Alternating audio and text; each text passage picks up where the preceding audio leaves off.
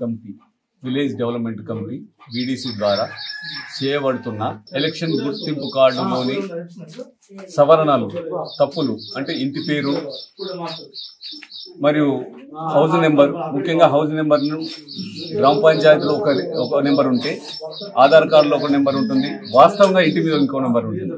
ఈ సవరణ చేసి గుర్తింపు దీని ద్వారా ఈ సవరణ తర్వాత దీని ద్వారా ఆధార్ కార్డు కూడా చేంజ్ చేసుకోవడానికి ఉపయోగపడుతుంది. ప్రథమంగా విలేజ్ డెవలప్మెంట్ కమిటీ గ్రామ సర్వే చేయడం జరిగింది.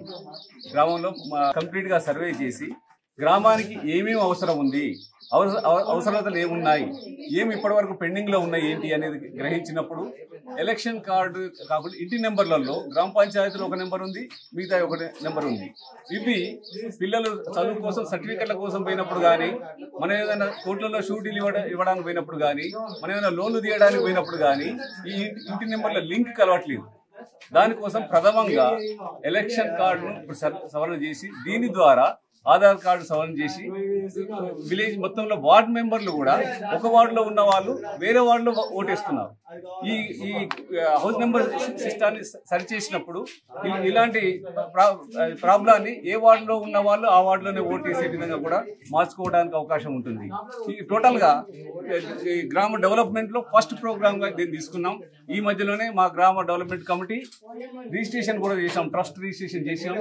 ట్రస్ట్ నెంబర్ 9/2024 చేసిన తర్వాత రిజిస్ట్రేషన్ అయిన తర్వాత ఈ ప్రథమ కార్యక్రమంగా చేసి ఈ కార్యక్రమాన్ని చేస్తున్నాం. దీంట్లో గ్రామస్తులు, యూత్ అందరూ సహకారంతో చేస్తున్నారు. ఈ విషయంలో దీనికోసం ఎంప్లాయ్మెంట్ కూడా మేము క్రియేట్ చేశాం.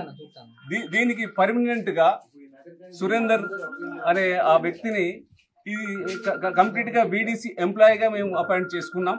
ఆయనకు నెలకు 9,000 సాలరీ కూడా ఇస్తున్నాం.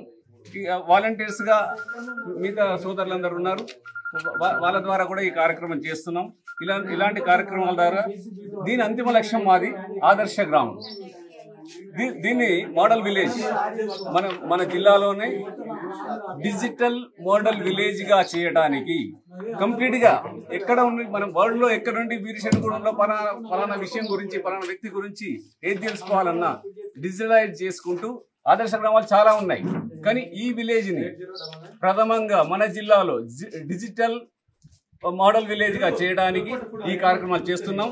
ఇది గత 3-4 సంవత్సరాల నుంచి అనేక కార్యక్రమాలు చేశాం.